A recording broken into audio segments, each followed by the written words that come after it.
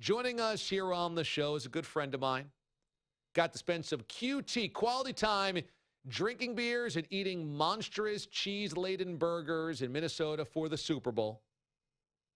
He works for the NFL Network, writes for the NFL.com, also is the leader as the Shohei Otani ambassador to the United States. His name is Rank, Adam Rank, and he joins us here on the show. Mr. Rank, good morning. Oh, good morning to you. It's a wonderful day. Because of Otani?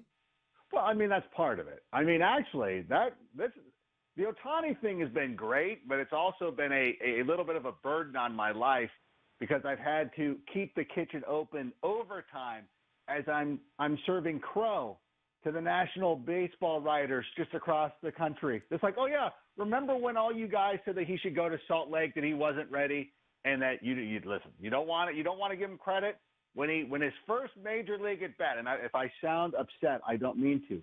But his first major league at bat, first pitch, boom, base hit. Then he pitches, gets a win. And they're like, it's Oakland. Then he homers. He's like, oh, it's against Cleveland's fifth pitcher. It's like, oh, I'm sorry. Was taking Corey Kluber deep. Was that enough for you guys? Are you okay? Jeff Passan, is it okay? Can I enjoy this moment? And I don't have to sit here and listen to you guys talk about how you should have started in AAA. But whatever. I don't want it to get into the way of me being a happy, uplifted person. For those that don't know, Adam Rank is a huge Angels fan. And just so you know, Jeff Passan pronounces his name Passan. He's a friend of mine. I don't care. Listen, it doesn't matter what his name is. I don't mean to go full rock mode here. It doesn't matter. Just, actually, it's kind of funny. He's having fun on Twitter, but it's like, I want to tell him, listen, I do, and for people who are not familiar with me, I dabble. I do fantasy football, which I think is a big part of my job. And it's like, listen, every once in a while you can admit that you're wrong, and it's fine. And I know that I think for baseball writers, it's harder for them because they're not accustomed to that. I guess when you're a dope like me who tries to hit, that 50 percentile mark, it's easier. But yeah, it's okay, people. You can admit, Otani, that's not bad. He's doing okay. What do you project for Otani's numbers this year, both pitching and hitting?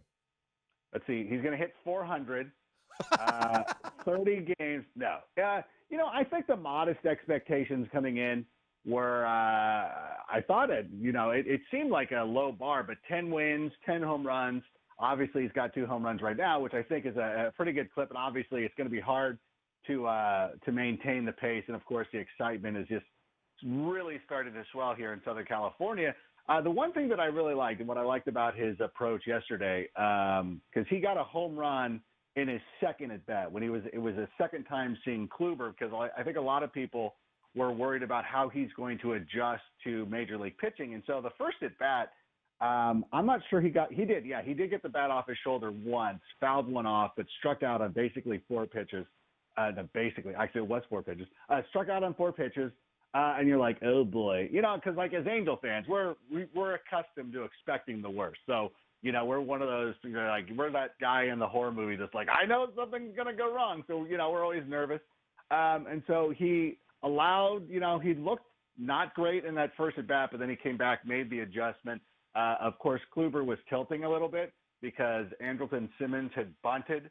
I had the audacity to bunt on him because, oh, hell's bells, Kluber had a no-hitter through 4 innings. Like, oh, my gosh, yes, how dare Simmons try to win a ball game there? But made the adjustment, and I know I'm talking way too much about the Angels, and your listeners are like, why is this guy talking so much about the Angels? I don't want to think about this team this much. My listeners very well. Adam Rank joins us here on the show. Ron must be going crazy. He's probably getting ready to hang up the phone. No, he's a New York Yankees fan.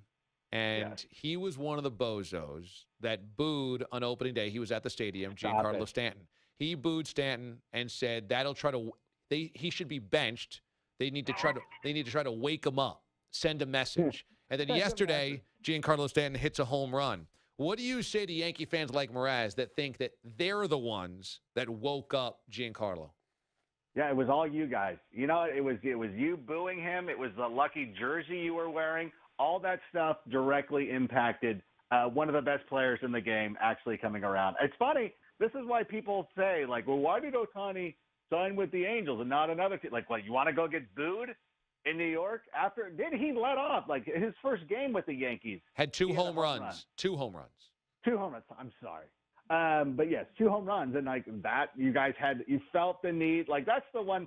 You know what? The Yankee fans are like the guys at the comedy club who are heckling, who think they're part of the show. Like, yeah, we're part of the show. Like, this is it. Like, you feel like you're invested or whatever. You're in a movie theater screaming at the guy not to go into the barn and think that you have an impact. It's like, you just make yourself look ridiculous. I know you think you look cool. You're like the guy who walks around. And I know that denim jackets are cool now and you have your patches.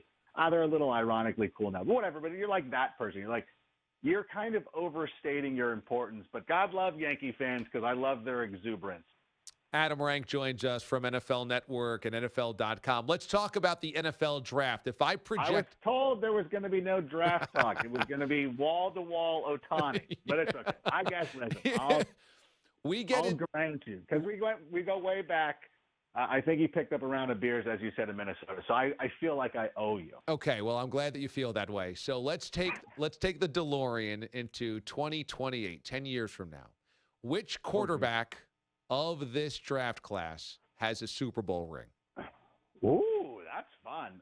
So we can pretty much, if we're assuming Darnold's going to the Browns, let's take him out of there.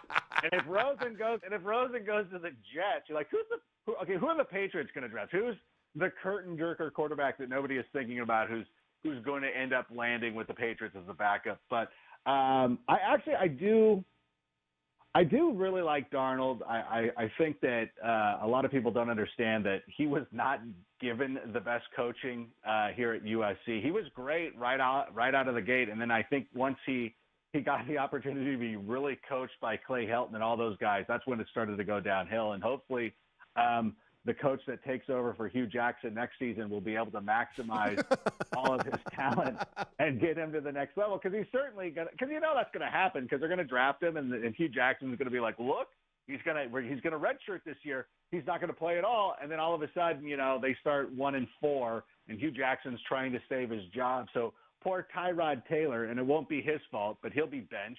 And then here comes Sam Darnold. But I think that he's got the ability – to be a great pro. I'm a big believer in Josh Rosen as well. I think that he's being much maligned by his former coach.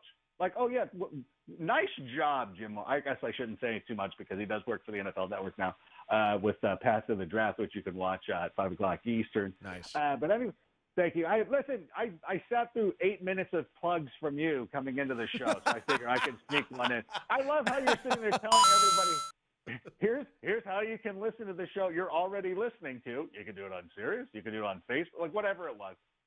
It's impressive, though. I do appreciate all that. But I do really like Josh Rosen.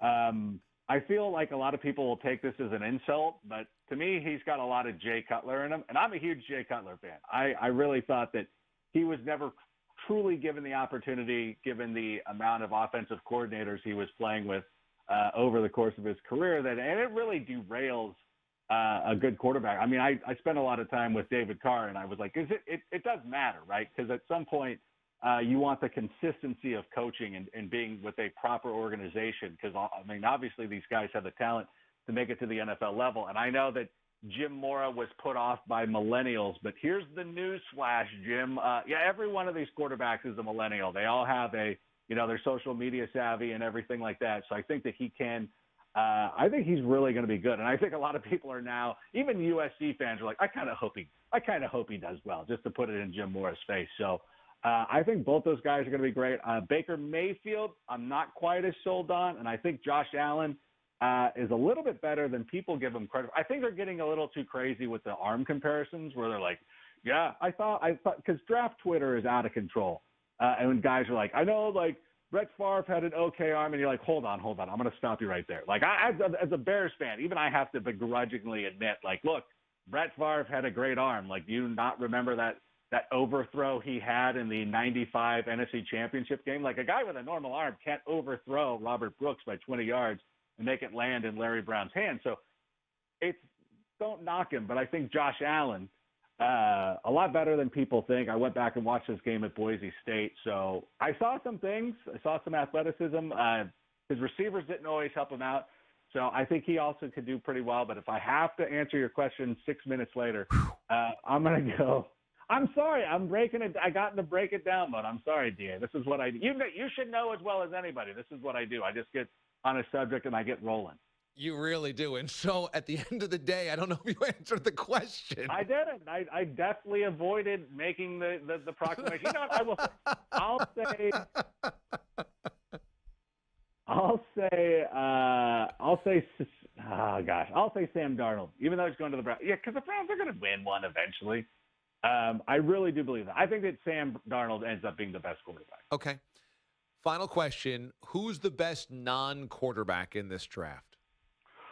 Ooh, it's tough because Bradley Chubb looks like a great player and can come in and make an immediate impact. But I'm gonna take a little bit of a different turn. Oh, I know the obvious answer is Saquon Barkley, but I don't want to say him. I do want to say I think Quentin Nelson is going to end up having probably the biggest impact as a non-quarterback. Wow. At least, Wow. well, the thing is he's going to go to a pretty good situation. If you figure, I kind of like the position the Giants are in. Like, I would say the Giants don't want to draft Barkley. They don't want to take a quarterback of the future.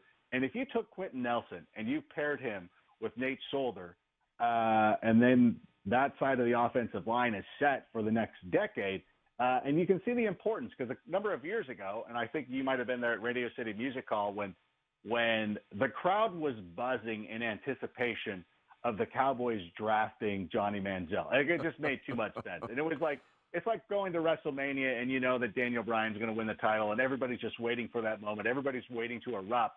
And that's the way it was. You could feel it in Radio City Music Hall. And then it was a huge buzzkill when the Cowboys drafted Zach Martin because it's not something that a fan base gets overly excited about. It's like, dude, we drafted a guard. Sweet. But when you have a player like that who can come in instantly, help anchor an offensive line, and wherever he goes, it's giant. Even if he went to the Colts, which that's not as sexy as him going to the Bears, or the Giants, or somebody like, or even the Browns. But I think he could come in and immediately make that team better. So that will be my final. So that's a legitimate answer, DA. Sounds good. Not dancing around. No. Not dancing around. Just nope. There it is. Boom. You grabbed that answer by the horns. I did. Well, I feel good for you, though, because I know that a lot of people were sleeping on the Angels this year. And as a huge Angels fan, getting a little Shohei, a little showtime at the Otani, I mean, I feel good for you guys. So see you having a lot of fun on Instagram, going out there to multiple games, sitting in those fake rocks in center field. Good times. Oh, it's good time. Went out to Oakland. Yeah, for the opener. That stadium's amazing. It's like it's like watching a baseball game in an indoor swamp meet, except it's outside. It's really bizarre. I didn't know how to handle that. Follow Adam Rank for the latest on the draft at Adam Rank and for the latest on Shohei Otani as our official ambassador to the United States. Rank has taken on that role and done phenomenal work with it. That's at Adam Rank on Twitter. And follow him for the NFL draft coverage, NFL.com, and, of course, NFL Network as well. I got a feeling we'll catch up here sooner rather than later again on the show, buddy. Thanks again.